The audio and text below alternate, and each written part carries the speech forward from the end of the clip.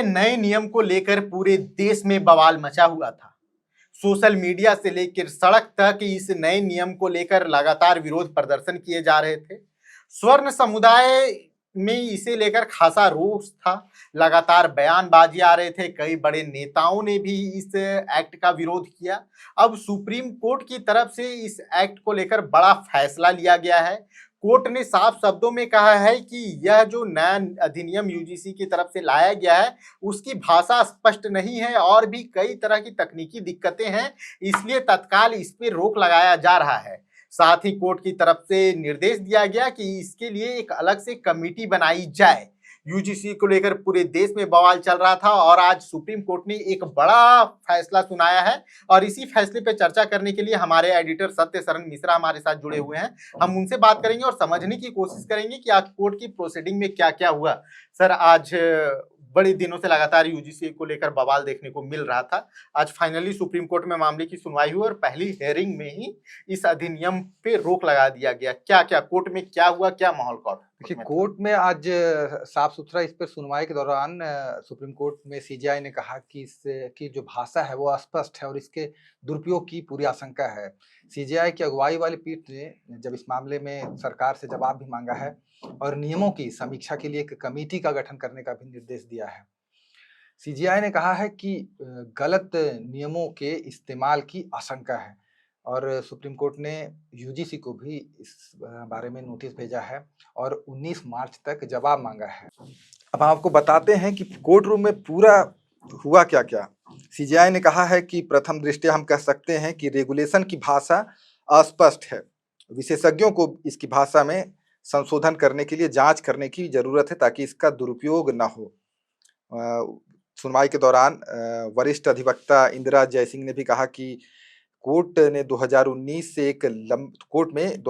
से एक याचिका लंबित है जिसमें 2012 के रेगुलेशन को चुनौती दी गई है, जिसे अब 2026 के रेगुलेशन द्वारा प्रतिस्थापित किया गया है। तब चीफ जस्टिस ने कहा कि 2012 के रेगुलेशन की जांच करते हुए हम इससे ज्यादा पीछे नहीं जा सकते हैं। सीजेआई ने कहा कि एसजी इस मामले की जांच के लिए कुछ प्रतिष्ठित व्यक्तियों की एक समिति गठित करने के बारे में सोचे ताकि बिना किसी भेदभाव के साथ विकास कर सकें।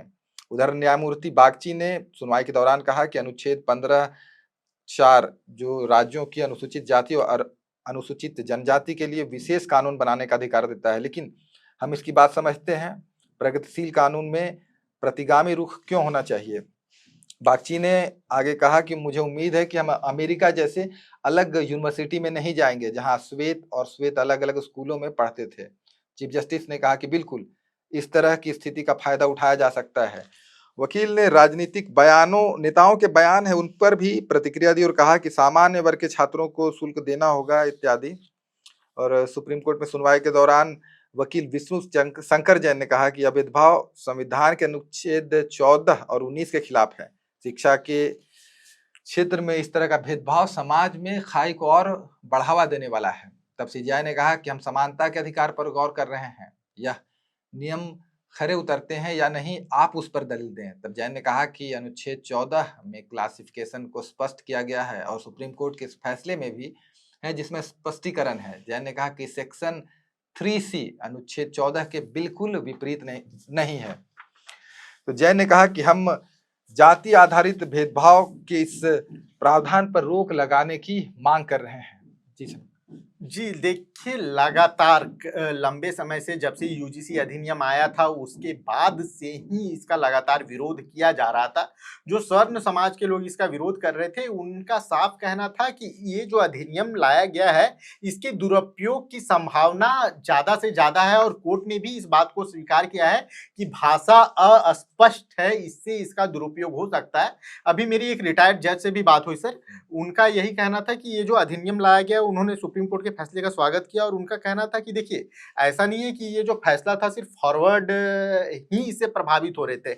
इससे जो अगर आप लॉन्ग टर्म में इस चीज को देखें तो ज्यादा SC ST समुदाय से जुड़े हुए जो लोग हैं उनके भी प्रभावित होने की संभावना उतनी ही थी। उन्होंने कई रिकॉर्ड्स का हवाला दिया, लेकिन क्योंकि उन्होंने रिक्वेस्ट किया है कि उनकी पहचान उजागर ना की जाए तो उन्होंने स्पष्ट तौर पर उन्होंने कहा कि SC ST समुदाय इससे ज्यादा प्रभावित होते हैं। आप रिकॉर्ड उठाकर देख लीजिए कि जो शोषण हुआ है उसमें कौन से लोग लोग शामिल हैं, इससे आपको स्पष्ट हो जाएगा कि ये जो अधिनियम था वो सूटेबल नहीं था। तो अभी फिलहाल इस अधिनियम पर रोक लगा दिया गया है। कोर्ट ने एक कमेटी बनाने का निर्देश दिया है।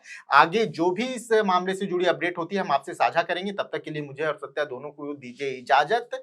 अगर आपको हमारा यह कंटेंट पसंद आया है तो लाइक, शेयर एंड सब्सक्राइब जरूर कीजिए। खबर का मतलब बवाल न्यूज, हमारे चैनल को सब्सक्राइब जरूर करें।